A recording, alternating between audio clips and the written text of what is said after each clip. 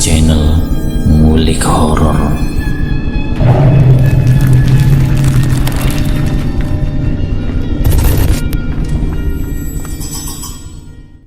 Assalamualaikum warahmatullahi wabarakatuh. Kembali lagi di channel Ngulik Horor. Channel ini menceritakan tentang kisah-kisah misteri. Pada kesempatan kali ini saya akan melanjutkan kisah misteri yang berjudul Menyusui Tuyul bagian yang keempat. Yuk, daripada kita lama-lama, langsung saja kita lanjutkan ceritanya. Baru kali ini Mas Sandi berbuat kasar kepadaku, sampai Yopi menangis melihatku kesakitan karena aku dicengkram oleh Mas Sandi. "Jawab!" bentak Mas Sandi. "Lepasin ibu, Pak." Yopi menarik tangan Mas Sandi sambil menangis. Di tengah keributan, ibu mertuaku mengetuk pintu kamarku. Sepertinya dia mendengar keributan kami. "Desi, Sandi, buka pintunya. Kalian kenapa?" kata ibu mertuaku di balik pintu. Mas Sandi melepaskan cengkeraman tangannya. Yopi langsung memelukku sambil menangis. "Dengar ya, kamu jangan katakan apapun kepada ibu mengenai tuduhan kamu yang tidak jelas itu," kata Mas Sandi. Aku mengangguk sambil memegang tanganku yang terluka akibat cengkeraman Mas Sandi. "Sekarang hapus air mata kamu," perintah Mas Sandi. Aku pun buru-buru menghapus air mataku dan menenangkan Yopi. "Sandi, Desi," panggil ibu mertuaku. "Iya Bu, sebentar," jawab Mas Sandi lalu membuka pintu kamar. Ibu mertuaku langsung masuk ke dalam kamar dan menghampiriku yang sedang memeluk Yopi.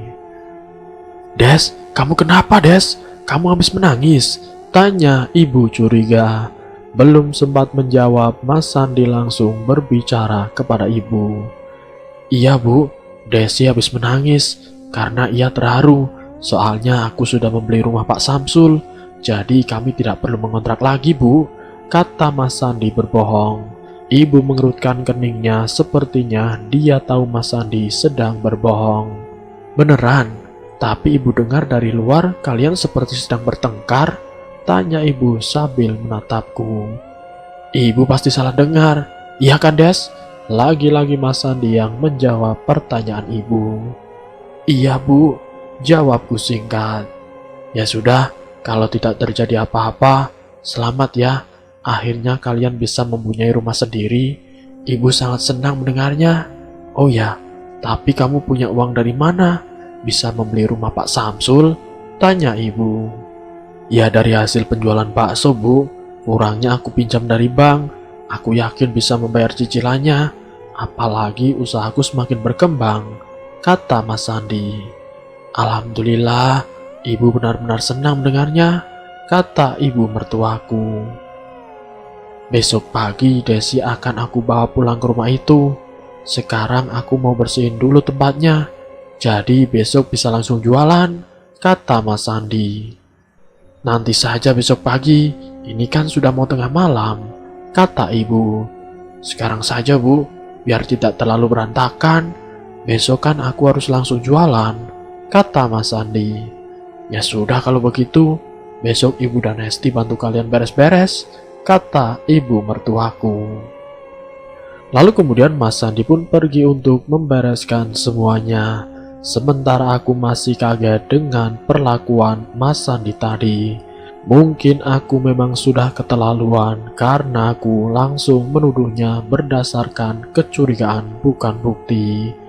Meskipun semuanya belum terbukti, tapi aku yakin ada yang disembunyikan Mas Sandi. Dan itu ada kaitannya dengan semua keanehan yang terjadi.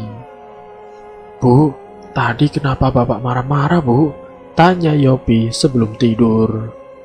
"Tidak apa-apa sayang, sekarang Yopi tidur ya," kataku mendekap erat Yopi.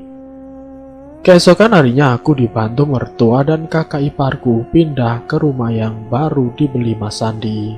Rumah itu lebih luas dari rumah kontrakan kami dulu. Halamannya juga lumayan luas sehingga bisa dipakai untuk warung baksoku.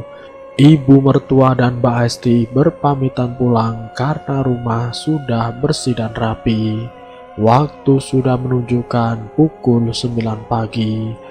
Kulihat Mas Sandi masih terlelap tidur.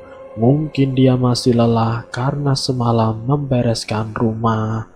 Namun tidak sengaja mataku melirik sebuah botol kaca transparan.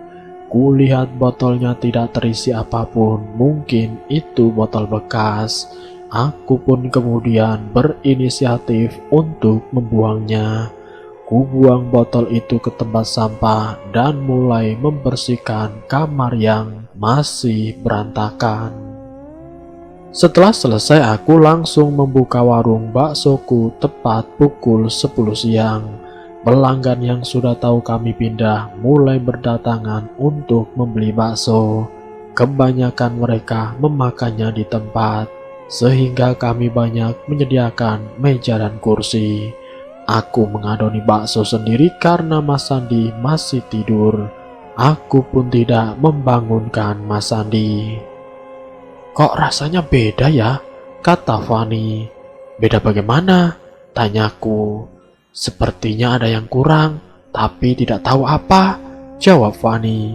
Aku bingung apa yang dikatakan oleh Fani. Perasaan aku membuat seperti biasanya. Desi, Desi!" teriak Mas Sandi dari dalam rumah. "Iya sebentar Mas," jawabku. Setelah selesai melayani pembeli, aku langsung bergegas menghampiri Mas Sandi. Dia sedang ada di dalam kamar dan mengobrak-abrik semuanya, sehingga semuanya menjadi berantakan. Sepertinya Mas Sandi sedang mencari sesuatu. "Kamu tadi lihat gak botol yang aku simpan di atas meja kecil ini?" tanya Mas Sandi. "Oh, botol itu sudah aku buang Mas. Memangnya kenapa Mas?" tanyaku heran. "Dasar bodoh, di mana kamu membuangnya?" Mas Sandi langsung naik pitam mendengarku membuangnya. "Di tempat sampah Mas, di dapur," jawabku. Mas Sandi langsung bergegas menuju dapur, padahal itu hanya sebuah botol. Tapi seolah botol itu sangat berharga baginya. Sekarang dia sangat berubah, kasar dan sering marah-marah. "Lain kali kalau kamu mau melakukan sesuatu, tanyakan dulu padaku," kata Mas Sandi. "Loh, itu kan cuma botol Mas. Kenapa kamu sampai marah seperti itu sih?" tanyaku keheranan. "Asal kamu tahu saja, botol ini sangat berharga," kata Mas Sandi. Mas Sandi langsung pergi ke dapur membawa botol itu. Aku mengikutinya dari belakang secara diam-diam. Aku memperhatikan apa yang akan ia lakukan. Ternyata dia membuang adonan bakso buatanku dan menggantinya dengan yang baru. Botol itu disimpan di sampingnya sampai akhirnya dia membuka botol itu dan membuatku sangat terkejut. Ternyata botol itu menyimpan rahasia yang selama ini aku cari. Botol transparan yang aku temukan di kamar Mas Sandi ternyata bukanlah botol sembarangan. Aku melihat Mas Sandi berkomat kamit seperti mengucapkan mantra lalu membuka botol itu. Betapa terkejutnya aku ketika melihat asap hitam tebal yang beberapa menit kemudian berubah menjadi sosok anak kecil yang tingginya sekitar 50 cm. Anak kecil yang menyeramkan itu adalah tuyul yang sering menggangguku selama ini. Ternyata dugaanku memang benar bahwa Mas Sandi telah memelihara tuyul. "Mas," panggilku. Mendengar suaraku, Mas Sandi terkejut dan langsung menutup botol itu kembali. Seketika itu juga tuyul itu pun menghilang. "Jadi benar dugaanku, kamu telah memelihara tuyul Mas?" tanyaku marah-marah. "Shh, kamu jangan bicara sembarangan, di luar ada pelanggan," kata Mas Sandi. Aku tidak habis pikir. Ternyata suamiku sendirilah pelakunya. bahkan tega hampir mengorbankan nyawaku karena harus menyusui tuyul itu. Pantas saja kejadian aneh selalu aku alami. Dia selalu mengatakan aku yang berhalusinasi, padahal jelas-jelas dia yang berpura-pura. Apa jangan-jangan kematian Raffi juga penyebabnya adalah dia? Dan jasad Raffi yang hilang juga dia yang mencurinya, bapak kandungnya sendiri. Aku tidak peduli, Mas. Apa yang kamu lakukan? Tega kamu membohongiku, Mas, kataku sambil menangis terisak. Mas Sandi berjalan ke depan rumah lalu mengunci pintu. Kamu ini ngomong apa sih, Des? Jangan ngawur. Lagi-lagi Mas Sandi tidak mau mengakuinya, padahal dia sudah tertangkap basah.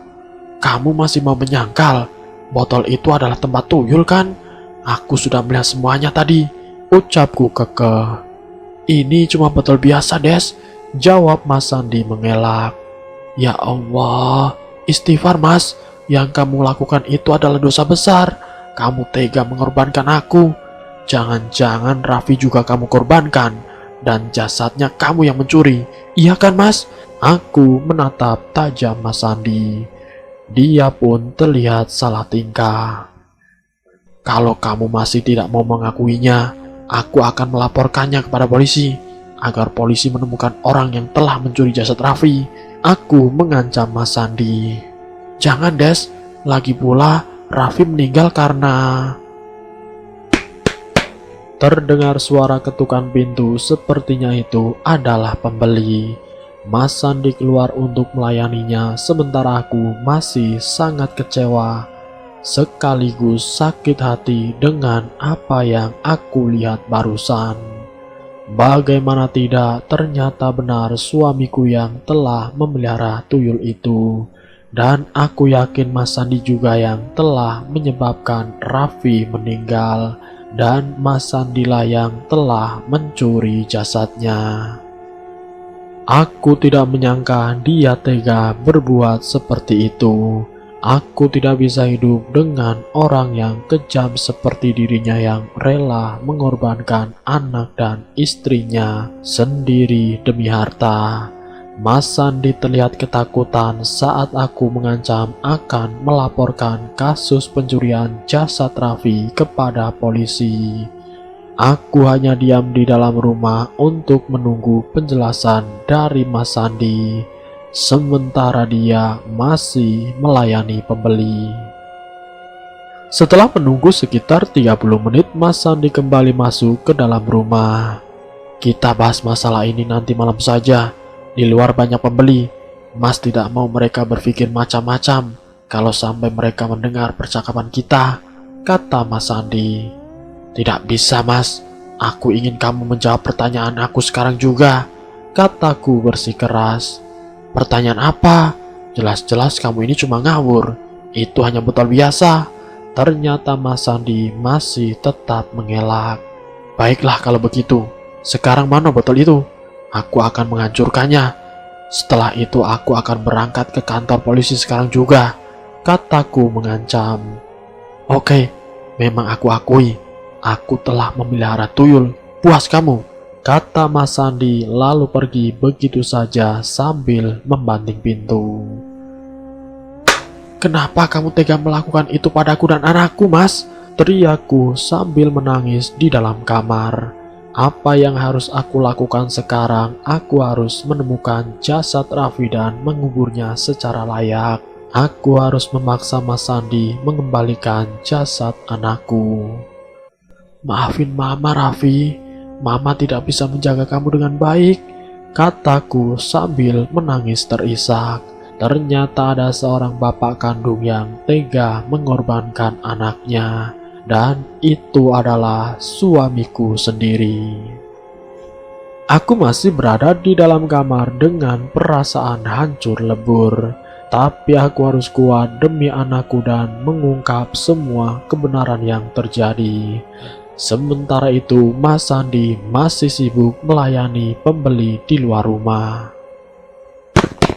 Des, ini Yopi mau pulang. Kamu lagi sibuk nggak? Terdengar suara Mbak Hesti di balik pintu kamar. "Iya, sebentar, Mbak." Aku langsung membuka pintu.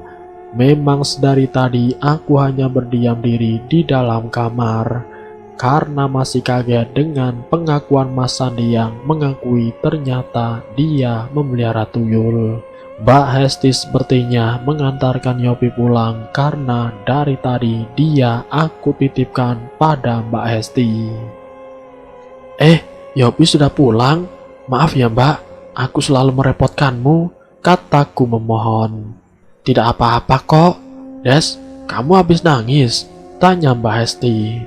Enggak Mbak, jawabku berbohong. Itu mata kamu sebab. Kamu kenapa Des? Tanya Mbak Hesti. Aku langsung memeluk Mbak Hesti, lalu aku menangis kembali. Kamu kenapa Des? Apa yang terjadi? Tanya Mbak Hesti penasaran. Mas Sandi Mbak, dia ternyata memang benar telah memelihara tuyul, kataku sambil memeluk Mbak Hesti. Astagfirullahaladzim, kamu yakin Des? Apa sudah ada buktinya? Tanya Mbak Hesti. Iya Mbak, Mas Sandi sudah mengakuinya. Aku juga melihat dengan mata kepalaku sendiri tuyul itu, jawabku. Mbak gak nyangka Sandi bisa berbuat seperti itu. Lalu apa yang akan kamu lakukan sekarang Des? Tanya Mbak Hesti. Aku juga tidak tahu Mbak, tapi aku harus mencari tahu mengenai jasad Raffi yang belum ditemukan. Kasihan anakku Mbak, jawabku. Jadi orang yang telah mencuri jasad Raffi juga adalah Sandi? Tanya Mbak Hesti terperanjat kaget. Aku tidak tahu pasti Mbak, tapi sepertinya memang dia. Nanti malam aku akan menyelesaikan semuanya, kataku meyakinkan. Mbak benar-benar tidak menyangka kalau benar Sandi yang berbuat hal seperti itu. Tapi apapun keputusan kamu, Mbak akan mendukung. Kalau kamu butuh bantuan, hubungi saja Mbak, kata Mbak Hesti. Iya Mbak, jawabku. Malam sudah tiba, Mas Sandi sudah selesai membereskan warung baksonya. Aku dari tadi hanya menunggunya di dalam rumah sambil terus berpikir apa yang harus aku lakukan. Lalu kemudian Mas Sandi masuk ke dalam kamar.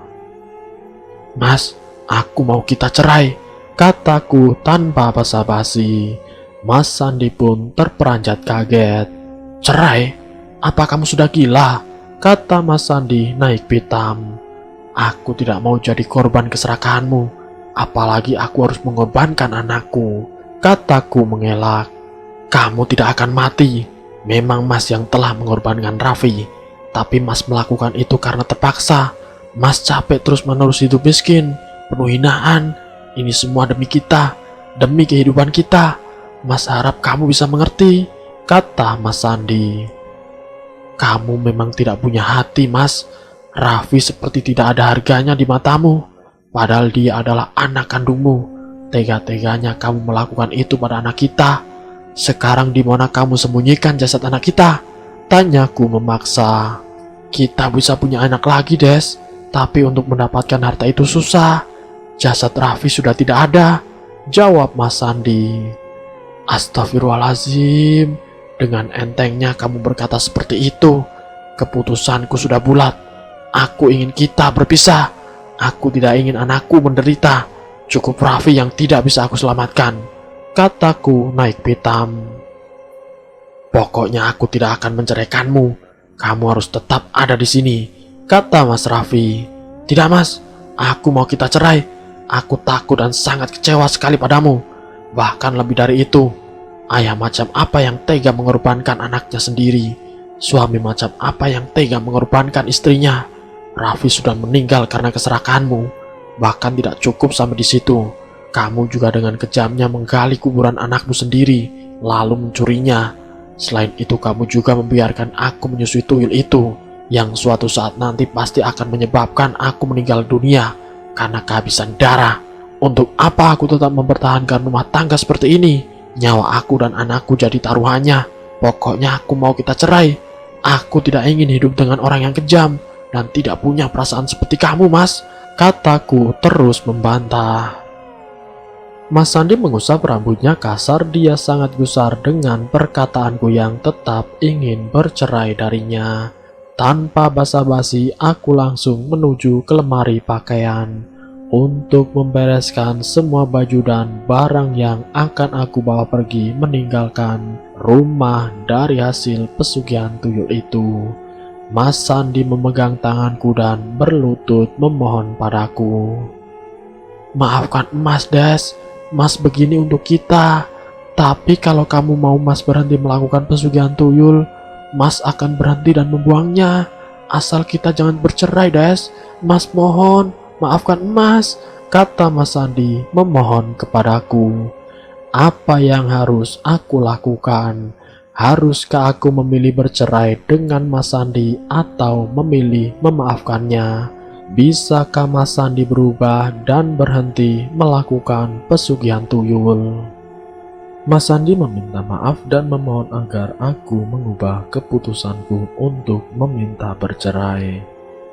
Mas mohon, jangan tinggalkan Mas. Mas janji akan membuang tuyul itu dan berhenti melakukan pesugihan, Des, kata Mas Sandi terus membujukku. Lalu bagaimana dengan Raffi, Mas? Di mana jasadnya sekarang? Tanyaku kemudian. Jasad Raffi sudah tidak ada, Des. Mas sudah menyerahkan jasad Raffi ke dukun tempat pesugihan tuyul itu, Des, jawab Mas Sandi sambil menundukkan kepalanya. Biadab kau, Mas. Kenapa kamu melakukan hal keji seperti itu, Mas? Kembalikan jasad bayiku, teriakku marah. Tidak bisa, Des. Jasad Raffi sudah dipersembahkan sebagai tumbal, menggantikan tuyul yang Mas bawa, kata Mas Sandi. Aku benci sama kamu, Mas. Pokoknya aku mau kita pisah, kataku yang bersikuku untuk berpisah dengan Mas Sandi karena kelakuannya yang sudah sangat melewati batas. Hewan saja yang tidak mempunyai akal masih menyayangi anaknya, tapi kenapa ada manusia seperti ini? Dengan amarah yang menggebu, aku membawa Yopi untuk pergi meninggalkan rumah Mas Sandi. Meskipun aku tidak tahu harus pergi kemana, karena aku hanya sebatang kara di sini, apalagi ini sudah sangat larut malam. Mas Sandi berusaha menahanku, namun keputusanku sudah bulat untuk berpisah dengannya. Pokoknya aku tidak akan menceraikanmu. Lagi pula kamu mau kemana malam-malam begini, Des? Aku tidak akan memberikan uang sepeser pun padamu. Dan Yopi harus tetap di sini kalau kamu tetap memaksa ingin pergi, ancam Mas Sandi. Entah kenapa Mas Sandi tetap bersikeras tidak ingin berpisah denganku. Aku terdiam mendengar ancaman Mas Sandi. Sepertinya malam ini memang aku tidak bisa pergi dari rumah, karena ini sudah larut malam, apalagi aku tidak punya tujuan.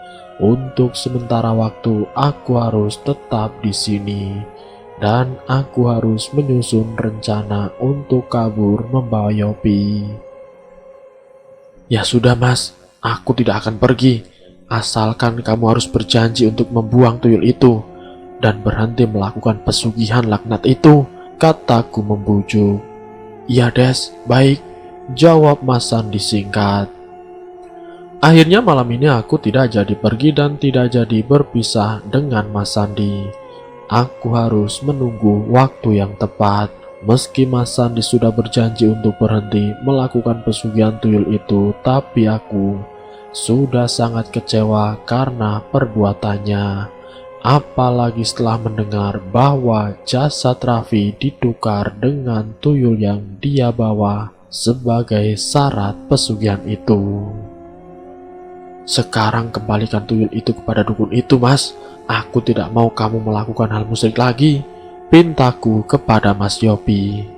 Iya, Des, malam ini juga Mas akan mengembalikan tuyul itu ke tempat asalnya, jawab Mas Sandi. Bagaimana caranya, Mas? Tanyaku penasaran. Mas akan menggendong tuyul itu ke kuburan. Mungkin Mas akan membuangnya ke kuburan bekas Raffi dimakamkan, karena untuk mengembalikan ke dukun itu tempatnya sangat jauh. Sementara syaratnya Mas harus mengembalikannya dengan menggendongnya dan harus berjalan kaki. kata Mas Sandi menjelaskan. Kulihat jam menunjukkan pukul 12 malam lebih. Waktunya Mas Sandi membuang tuyul itu ke kuburan. Kamu tunggu di sini saja ya, jangan ikut. Mas yang akan membuangnya sendiri, kata Mas Sandi. Tidak Mas, aku ikut.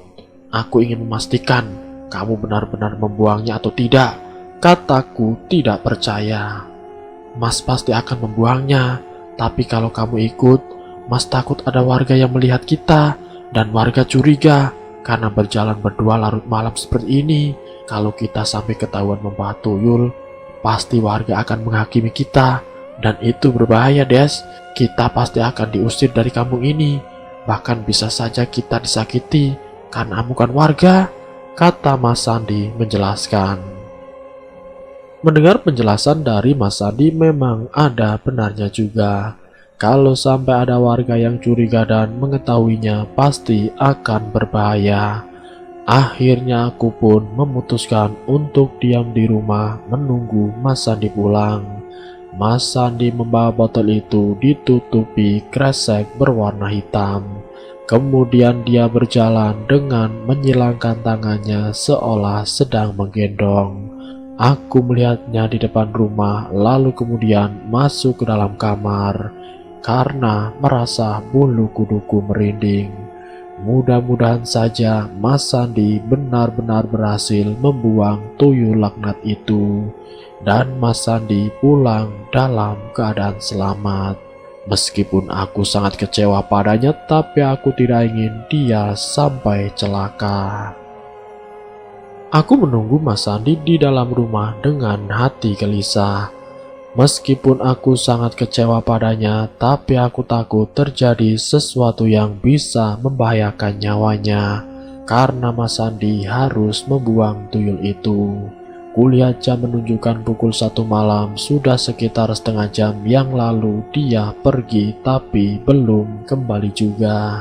Perasaanku semakin tidak enak, apalagi ku dengar di luar suara gonggongan anjing membuat suasana malam ini semakin mencekam. Lepasin adik bayi, teriak Yopi yang sedang tidur terlelap. Sepertinya Yopi sedang mengigau. Dia menyebut adiknya. Belum sempat aku membangunkannya, Yopi sudah terperanjat bangun. Kamu kenapa nak? Barusan mimpi adik ya?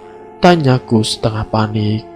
Tolong adik bu, adik dibawa oleh orang lain, kata Yopi. Yopi tadi mimpi, sekarang tidur lagi ya. Ini masih malam nak, bujukku kepada Yopi. Tapi bu, kasihan, adik menangis bu. Dia dibawa oleh orang lain, kita harus mengambilnya bu. Adik di mana bu? Tanya Yopi. Entah apa yang dimimpikan Yopi tentang adiknya yang sudah meninggal. Bagaimana aku harus menjelaskan kalau Raffi sudah meninggal?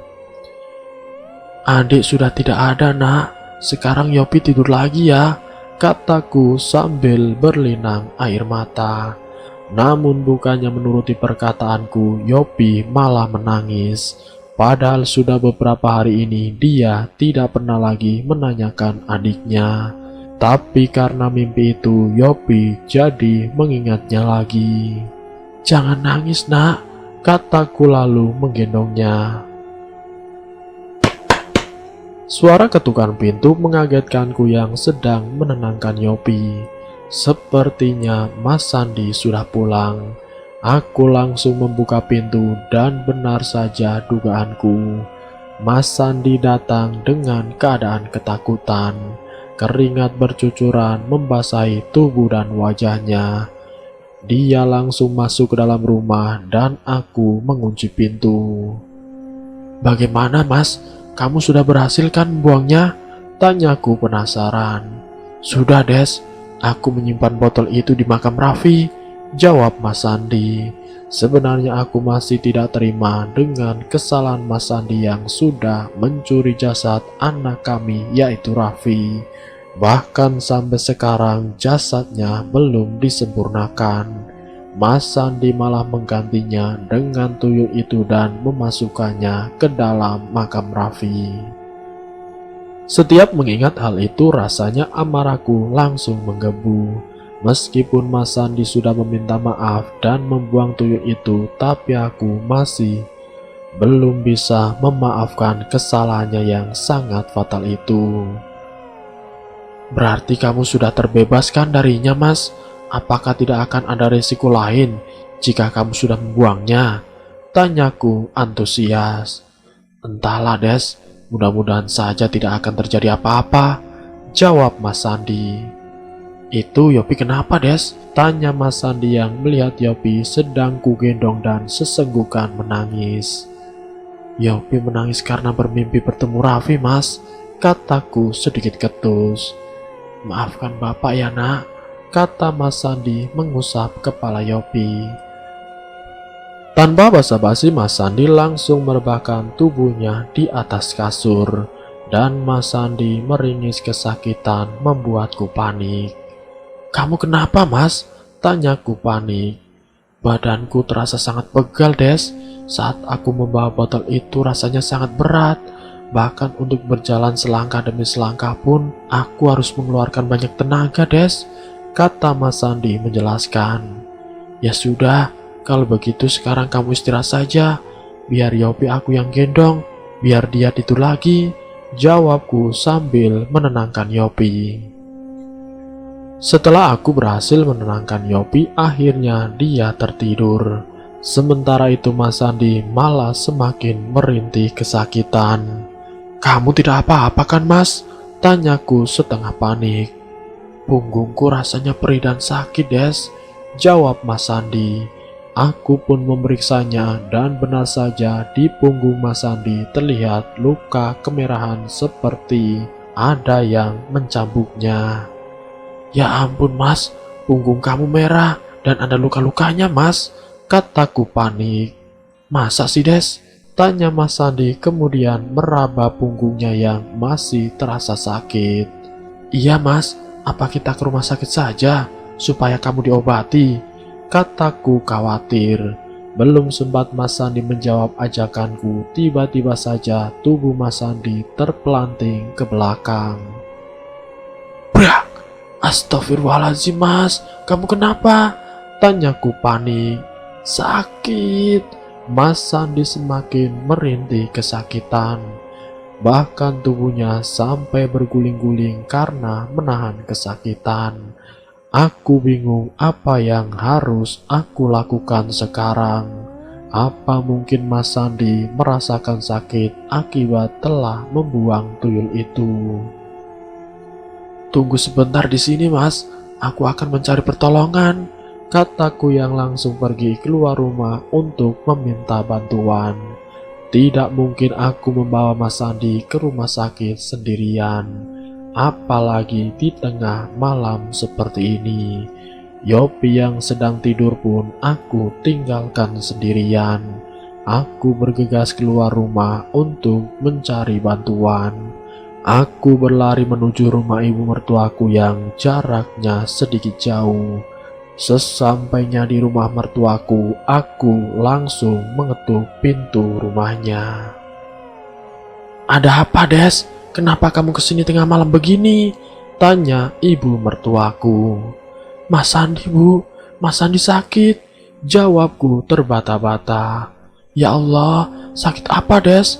Tadi siang dia baik-baik saja kan? Tanya ibu mertuaku cemas. Ibu mertuaku sangat kaget ketika mendengar aku mengatakan bahwa Mas Sandi sakit, karena sebelumnya Mas Sandi terlihat baik-baik saja. Aku yakin sakit yang dirasakan oleh Mas Sandi pasti ada hubungannya dengan tuyul yang dibuangnya itu. Bisa saja tuyul itu marah karena Mas Sandi telah membuangnya, kemudian membuat Mas Sandi seperti itu.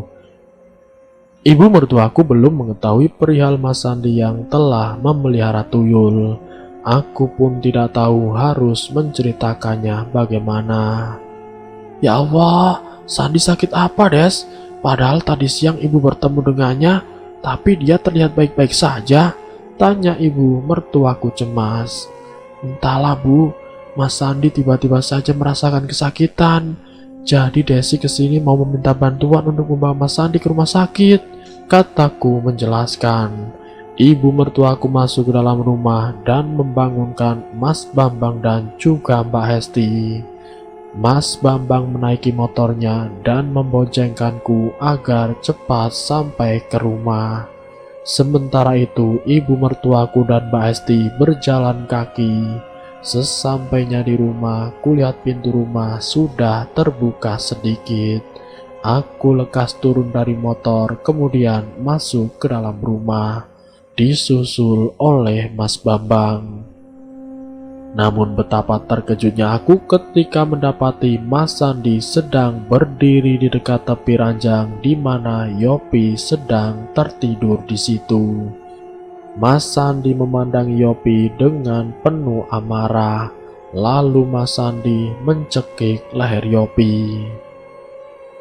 Astagfirullahaladzim, aku langsung berlari menghampiri Mas Sandi, lalu mencoba melepaskan tangannya yang sudah menempel di leher Yopi. Namun tenaga Mas Sandi lebih kuat sehingga dengan mudahnya Mas Sandi menyingkirkanku. Untung saja Mas Bambang datang dan membantuku melepaskan Yopi dari Mas Sandi. Karena marah, Mas Bambang memukul pipi kanan Mas Sandi sampai Mas Sandi tersungkur ke lantai. Kamu sudah gila, itu anakmu sendiri, teriak Mas Bambang. Sementara itu aku memeluk Yopi. Yopi pun menangis ketakutan. Maafkan ibu nak, karena telah meninggalkanmu, ucapku sambil menciumi kepala Yopi. Aku tidak habis pikir kenapa Mas Sandi melakukan hal keji itu. Hampir saja kedua anak kami nyawanya melayang di tangannya kalau aku dan Mas Bambang tidak datang di waktu yang tepat. Mas Sandi berusaha berdiri, darah segar mengalir di sudut bibirnya akibat pukulan dari Mas Bambang. Ada apa ini? Aku kenapa? Tanya Mas Sandi seperti orang yang linglung. Kamu hampir saja membunuh anakmu sendiri, lalu sekarang bertanya seperti orang yang tidak berdosa. Kurang ajar, ucap Mas Bambang marah. Mbak Hesti dan ibu mertuaku baru saja datang. Ada apa ini? Kenapa kalian bertengkar? Tanya ibu mertuaku yang mendengar keributan antara Mas Bambang dan juga Mas Sandi. Melihatku sedang menangis dan memeluk Yopi di sudut ruangan, Mbak Hesti pun langsung menghampiriku. Ada apa ini, Des? Kamu gak apa-apa kan? Tanya Mbak Hesti cemas. Aku hanya terus menangis, rasanya aku masih lemas melihat kejadian tadi. Sandi hampir saja membunuh Yopi. Kalau aku dan Desi tidak datang tepat waktu, pasti sekarang Yopi sudah tidak ada. Aku tidak menyangka adikku berperilaku seperti setan, ucap Mas Bambang emosi. Apa? Benarkah yang diucapkan Bambang? Tanya ibu kaget. Tidak Bu, aku tidak melakukan itu. Aku tidak tahu apa yang terjadi. Aku tidak sadar melakukannya Bu, jawab Mas Sandi panik. Tidak sadar bagaimana? Dengan jelas aku melihat dengan mata kepalaku sendiri. Kamu sedang berusaha mencekik Yopi. Bahkan Desi pun jatuh karena berusaha menghalanginya, kata Mas Bambang. Astagfirullahaladzim, keterlaluan kamu Sandi. Setan apa yang merasukimu sehingga tega berbuat seperti itu, ucap ibu mertuaku menahan amarah. Aku tidak tahu Bu, aku tidak sadar, percayalah Bu, kata Mas Sandi berlutut di kaki ibu mertuaku. Mas Sandi menghampiriku, namun aku langsung menghindar karena ketakutan. Jangan dekati aku Mas, pergi kamu, teriakku sambil menangis. Melihat hal itu, Mas Bambang menarik tangan Mas Sandi. Tolong percayalah Des, aku tidak sadar, maafkan aku, kata Mas Sandi. Mas Sandi terlihat sangat frustasi, dia pun menangis seolah dia berbicara sungguh-sungguh. namun tidak ada yang mempercayainya. Sementara itu Yopi masih menangis di pelukanku.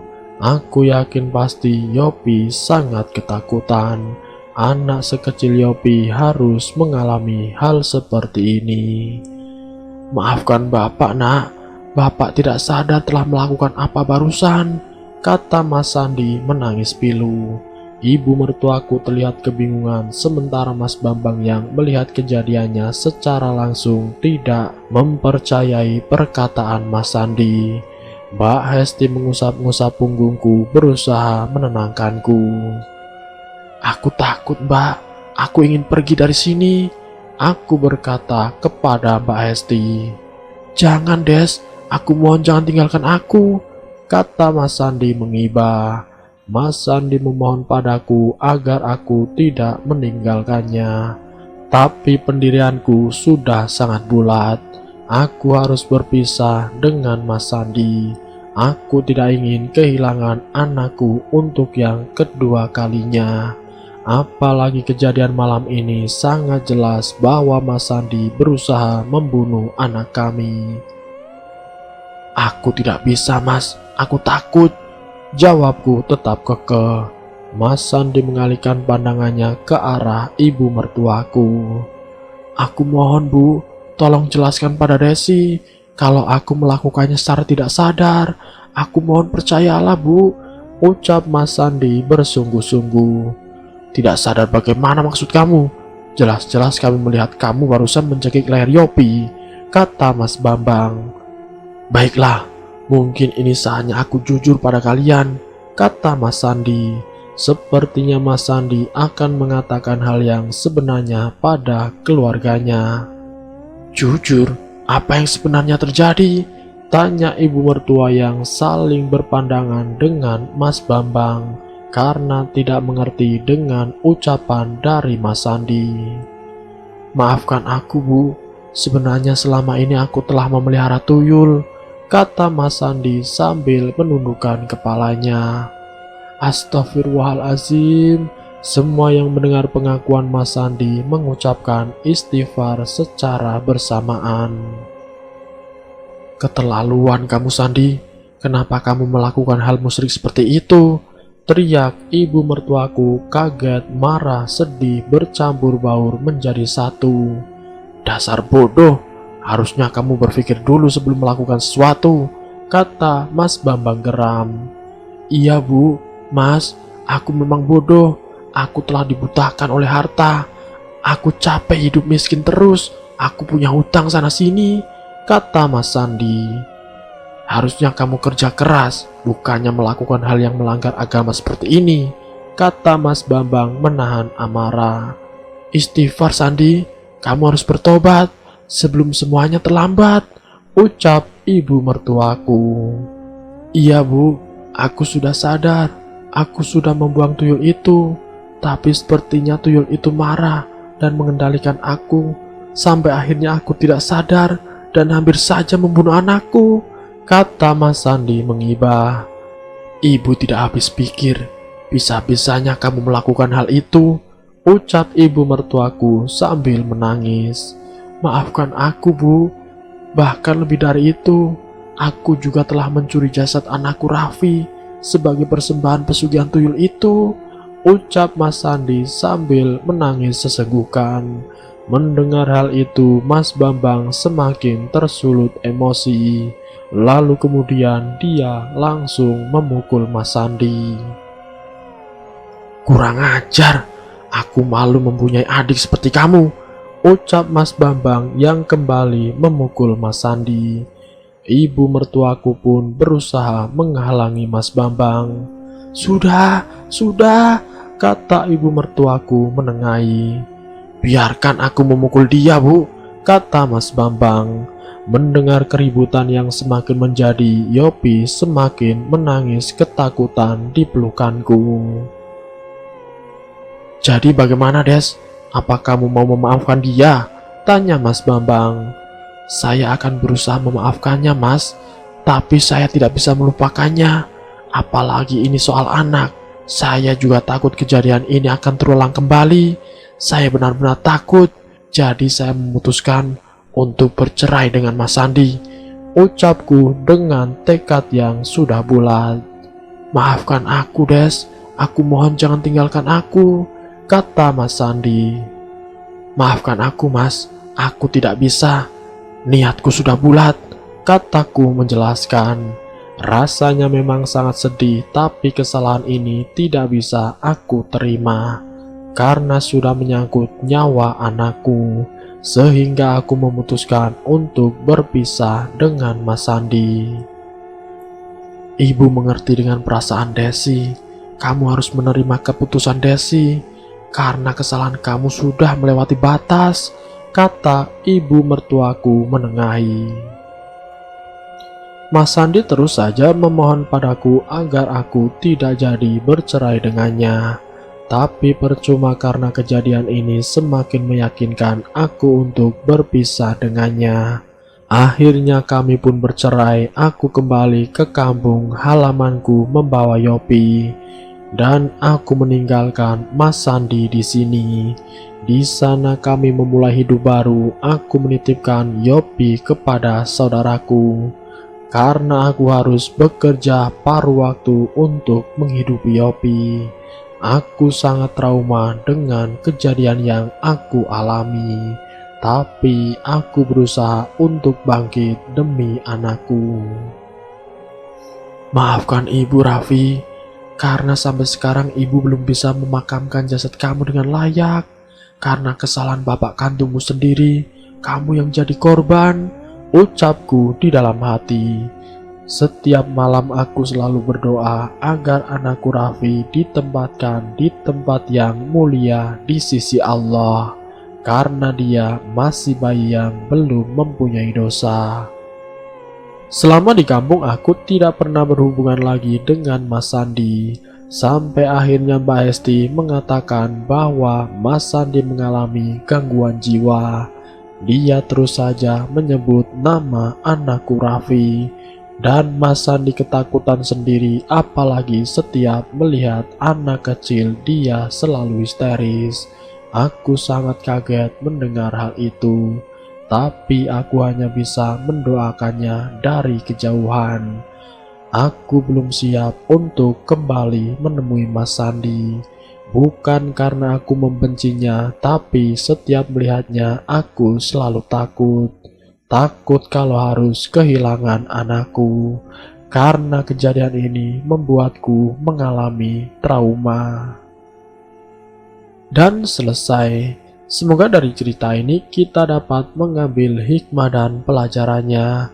Ambil sisi baiknya dan buang jauh-jauh sisi negatifnya. Terima kasih untuk kalian yang sudah mampir di channel kami. Jika kalian tertarik dengan video kami, silakan tekan tombol like, share dan komen, tekan subscribe untuk mengikuti video-video kami yang selanjutnya. Wassalamualaikum warahmatullahi wabarakatuh.